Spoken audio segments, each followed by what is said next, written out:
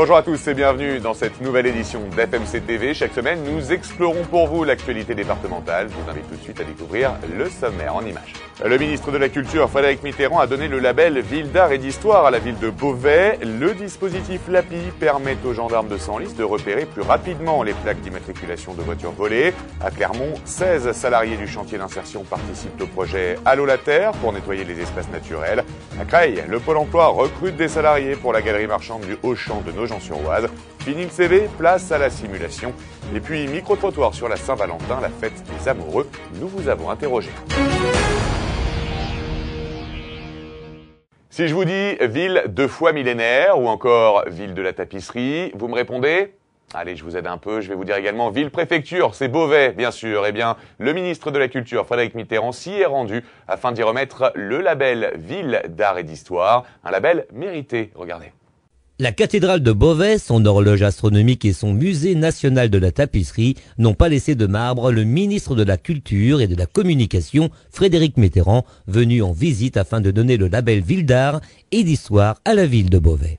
C'était un dossier lumineux, avec des explications excellentes, une mise en valeur remarquable du patrimoine, et puis une intelligence très claire de ce qu'on pourrait faire à partir de ce patrimoine et de ce qu'on pourrait construire pour les visiteurs français, étrangers, et pour les actions culturelles qu'on pourrait encore mener. Et je pense que c'est ça qui a déclenché l'unanimité. Légitimé par ce label, le patrimoine beauvaisien connaîtra d'importantes modifications cette année, avec l'arrivée d'un nouveau théâtre, du centre commercial du Jeu de Paume ou encore la réhabilitation de la plage Jeanne Hachette. La ville va développer de nombreux projets culturels, dont l'installation d'un centre d'un SIAP, d'un centre d'analyse de l'histoire. Et je crois que ça, c'est très important, avec un animateur du patrimoine qui va être recruté et qui va pouvoir multiplier les développements culturels et touristiques de Beauvais, ville-préfecture de l'Oise. La ville de Beauvais, qui préparait depuis 6 ans son dossier de candidature, figure donc désormais parmi les 153 villes françaises détentrices du label aux côtés de Chantilly. C'est une reconnaissance de l'État et c'est aussi une nouvelle ambition pour notre ville de pouvoir mettre en valeur à la fois son patrimoine et à la fois l'histoire culturelle de la ville. Donc je crois que c'est très important sur le plan de la renommée de notre territoire, mais aussi sur le plan économique et touristique, parce que c'est une reconnaissance importante. La signature de la convention Ville d'art et d'histoire engage également la ville 2 fois millénaire à persévérer dans le développement du tourisme et l'initiation à l'urbanisme.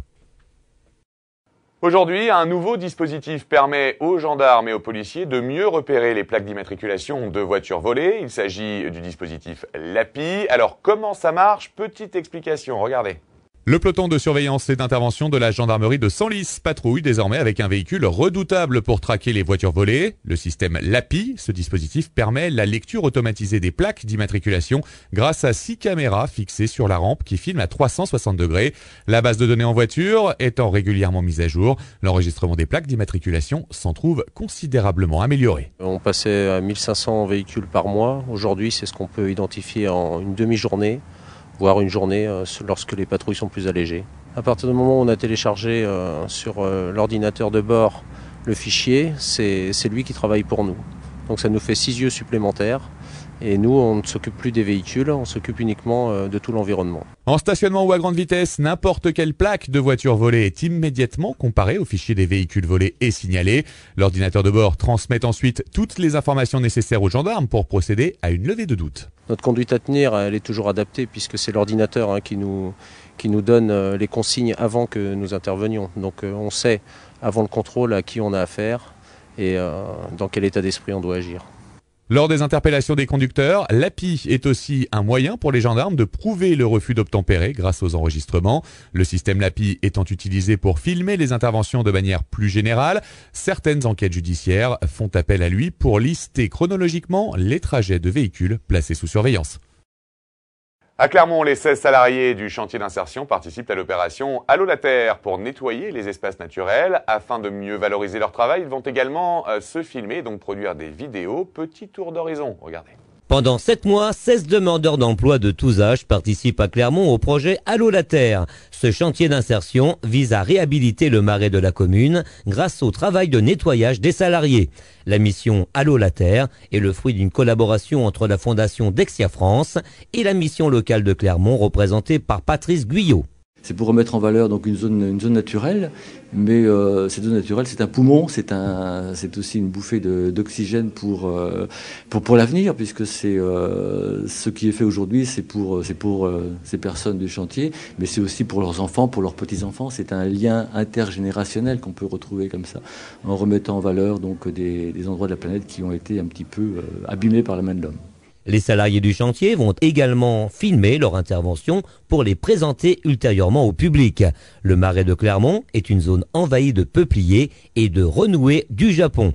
Se situant au-dessus d'une nappe phréatique, son entretien est primordial pour préserver la qualité de l'eau. Pour les salariés peu habitués à parler d'eux, les vidéos tournées sur le chantier seront un bon moyen de valoriser leur travail. Pour ma part, j'apprends des trucs nouvelles que je connaissais pas forcément. Je trouve ça intéressant le fait de pouvoir remettre des zones comme ça en activité en fait et pouvoir me perfectionner dans le domaine, quoi. Donc j'ai commencé à l'âge de 16 ans, j'ai travaillé au CHSI de Clermont en tant qu'agent d'entretien.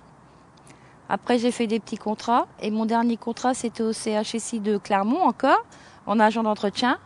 Et comme j'ai recherché du travail, j'ai eu rendez-vous avec ma référente et c'est ma référente de RSA qui m'a proposé ce type de chantier. Ça m'arrive de montrer aux autres mon savoir-faire. Des tailles de haies, des pelouses, du rotofil, la tronçonneuse. Le chantier itinérant durera 1 an. Il sera amené par la suite à intervenir à Broglie-le-Sec, puis dans tout le Clermontois. À Creil, Pôle emploi recrute actuellement pour le restaurant Flunch de la galerie marchande de l'hypermarché Auchan de Nogent-sur-Oise. Alors aujourd'hui, fini les CV classiques, place maintenant à la simulation, une méthode censée favoriser les compétences des postulants. Petite explication, regardez. Depuis 2005, l'établissement Pôle emploi de Creil propose aux entreprises et demandeurs d'emploi une méthode de recrutement par simulation. Pour son futur restaurant de Nogent-sur-Oise, l'enseigne Flunch a fait le choix de ce dispositif pour dénicher son personnel. Les candidats potentiels sont évalués seuls ou en groupe sur leurs capacités et aptitudes dans le milieu de la restauration.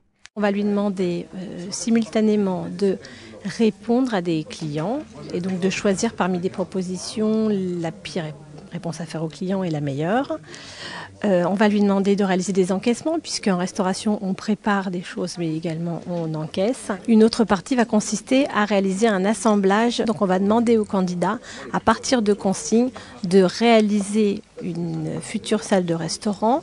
La simulation connaît un grand succès auprès des demandeurs d'emploi qui ne sont plus évalués en fonction de leur expérience, mais de leurs compétences. Organisation, rapidité ou encore travail d'équipe sont évalués par les recruteurs de Pôle emploi pour valider la première étape du recrutement. On nous demande d'envoyer des CV alors que parfois on n'a aucune réponse et sur 10-15 CV que je vais envoyer, je vais recevoir 2-3 réponses, quoi. Le processus de recrutement par simulation, c'est mieux puisqu'il n'y a pas de favoritisme. C'est pas une personne qui choisit essentiellement l'individu qui lui plaît physiquement ou intellectuellement. Sur les 6 candidats présents lors de la simulation, seuls 3 d'entre eux ont pu décrocher un entretien avec le directeur du Flunch de Nogent-sur-Oise, Stéphane Gentil. La méthode de simulation représente 10% des recrutements menés par Pôle emploi. D'autres secteurs font appel à cette technique, comme l'agroalimentaire ou encore la téléphonie.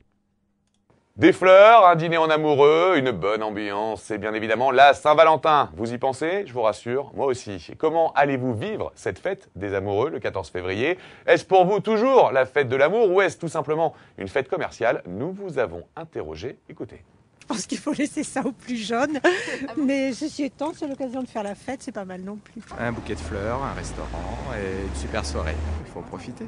J'espère que vous allez faire pareil. Je vois plus que c'est une fête où il faut offrir des cadeaux, etc.